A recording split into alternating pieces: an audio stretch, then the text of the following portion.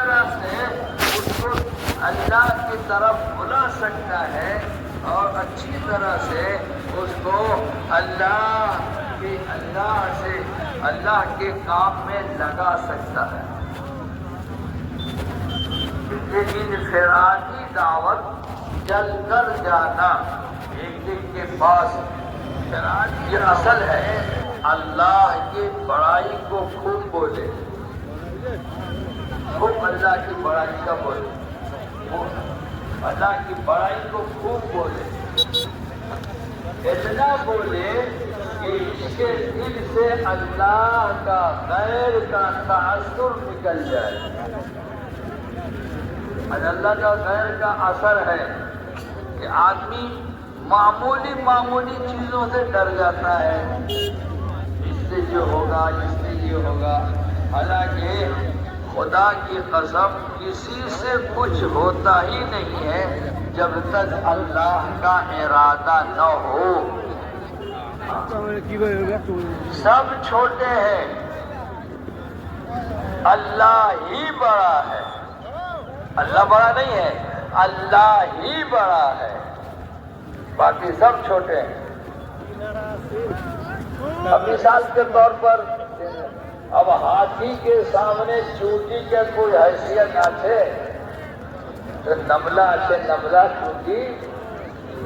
ہاتھی کے سامنے اس کی کوئی حیثیت ہے، یہ تو مثال اچھے۔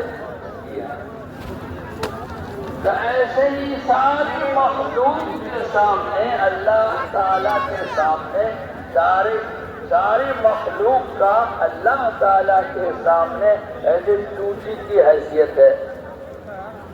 کچھ حیثیت نہیں۔ اللہ ہی بڑا ہے، اس لیے اللہ کی بڑائی کو جتنا بولیں گے نا اتنا اندر سے اللہ کا غیر کا تاثر، مخلوق کا تاثر نکل جائے گا۔ ہم اللہ کا غیر کا تذکرہ کرتے ہیں، یہ بڑا، یہ بڑا، اس سے یہ ہوتا ہے، تو اسی کا اثر ہمارے دل میں آ جاتا ہے اور ہم متاثر ہو جاتے ہیں، اثر لے لیتے ہیں۔ تو سب سے پہلے جو ہے اللہ کی بڑائی کو خوب بولے۔ حضرت عبداللہ ابن زبیر رضی اللہ تعالیٰ عنہ حج کے ایک جماعت کو لے کر حج کو جا رہے تھے، تو ایک سنسان جنگل کا علاقہ سمجھیے، پہاڑی علاقہ بالکل سنسان، وہاں ایک درخت کے پاس سے گزر رہے تھے، تو ایک آدمی اس درخت کے پاس بیٹھا ہوا، آدمی کی شکل میں، اور جب یہ وہاں سے گزرے، وہاں پہنچے تو وہ آدمی اپنی جگہ سے ٹس مس نہیں ہوا، ہلا نہیں، بیٹھا ہی رہا، ہلا ہی نہیں۔ یہ اس کے قریب چلے گئے، یہ کیسا آدمی ہے؟ تو انہوں نے اپنا تعارف کرایا تو ذرا سا کھسک گیا،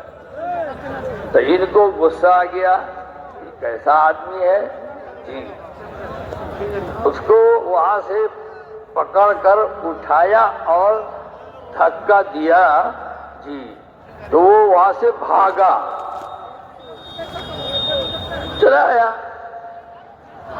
جب آپ اپنے ساتھیوں کے پاس آئے تو انہوں نے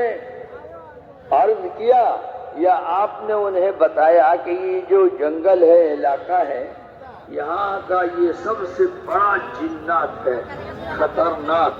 جو یہاں بیٹھا ہوا تھا، جس کو میں نے دھکا دے کر بھگایا۔